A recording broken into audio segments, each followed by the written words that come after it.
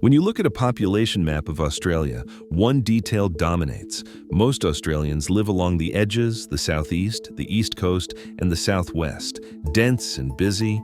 And then there is the north. Enormous landmass, tiny population. This pattern is not accidental.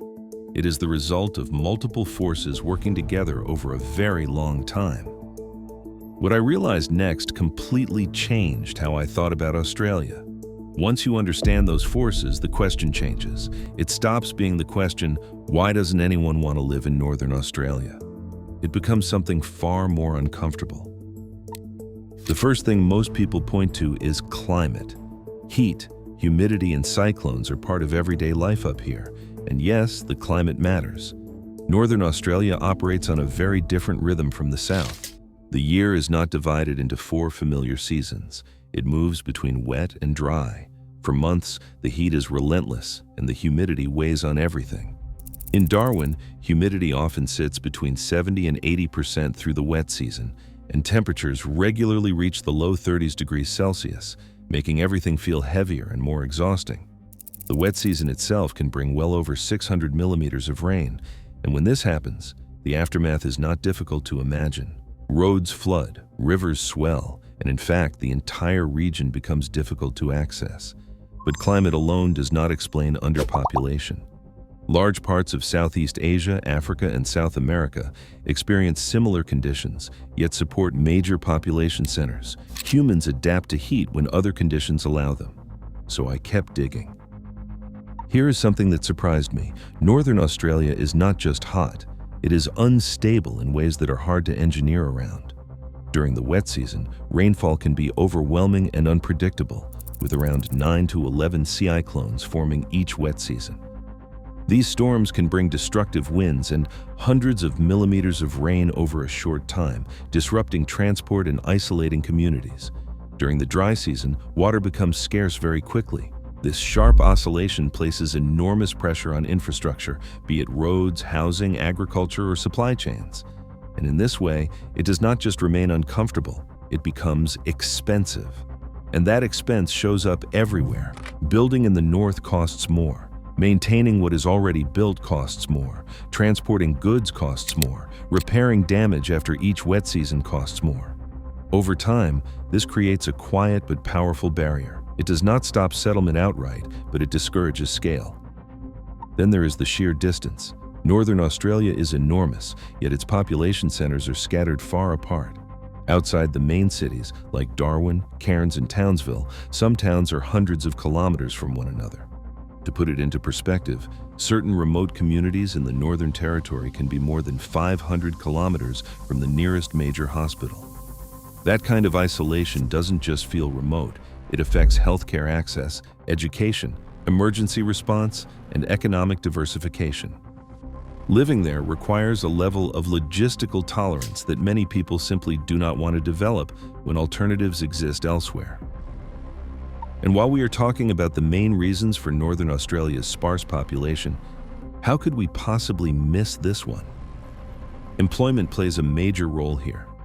The northern economy is heavily concentrated in a few sectors: mining, defense, tourism, and pastoralism. The problem with these sectors is that they are capital-intensive and often transient. They bring workers in, rotate them out, and do not always create the kind of layered, multi-generational economic ecosystems that sustain large, permanent populations. I found it particularly telling that many jobs in the north are designed around short-term stays. Fly-in, fly-out arrangements are common. That alone should tell you something. If people wanted to stay long-term, systems would have evolved to support that. Instead, they evolved to accommodate departure. And now, we can see there is a reason for this. Then there is agriculture, or rather the limits of it. On paper, Northern Australia looks fertile. There are large river systems and seasonal rainfall, but once you examine the soils, the picture changes altogether. Much of the land is nutrient poor, with some regions having less than 0.5% organic matter in the topsoil.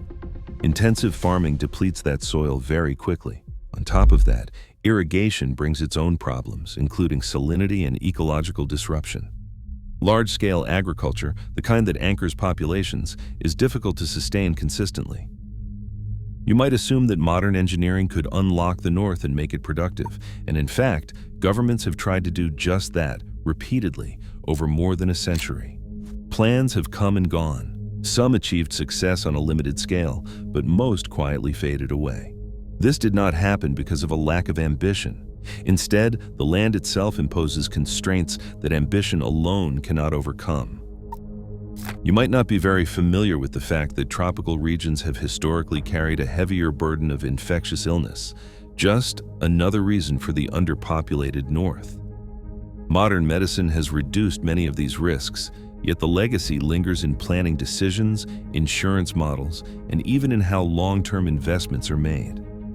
Risk perception often outlasts actual risk. You might think this is minor today, but history tells a different story. Early towns and stations were repeatedly disrupted by health crises, and that past still shapes how money flows into the region. Another important factor that needs to be discussed is defense. It has shaped the North in a very different way. Strategically, Northern Australia is critical. Its proximity to Southeast Asia makes it central to national security planning. As a result, the region hosts major military bases and training facilities. This brings money and people, but it also shapes development in a very specific direction. Military infrastructure does not produce organic urban growth in the same way civilian industry does.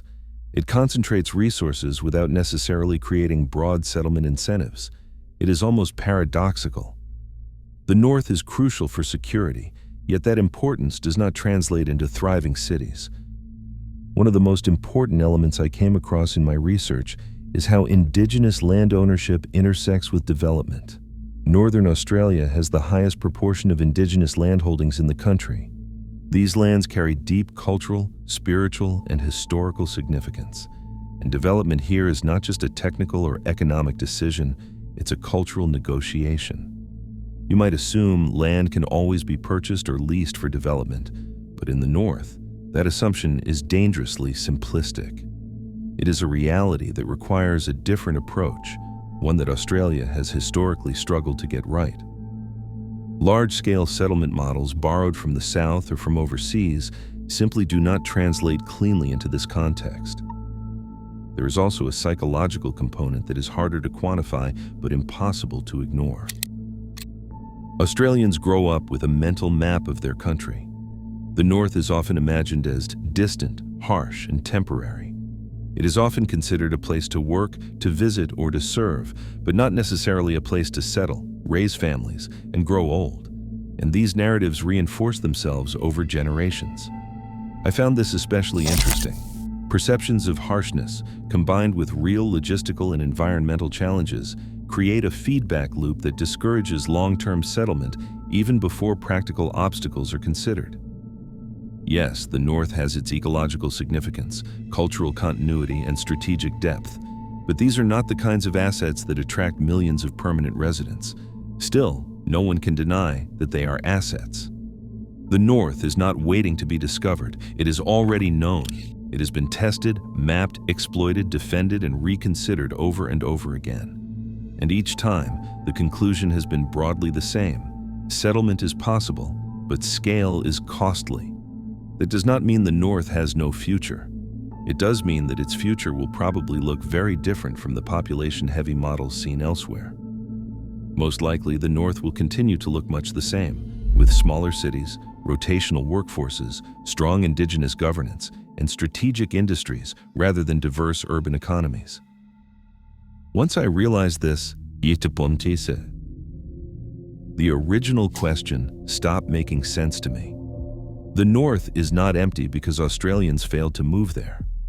It is the outcome of choices constrained by reality, and Northern Australia, whether populated or not, continues to exist on its own terms.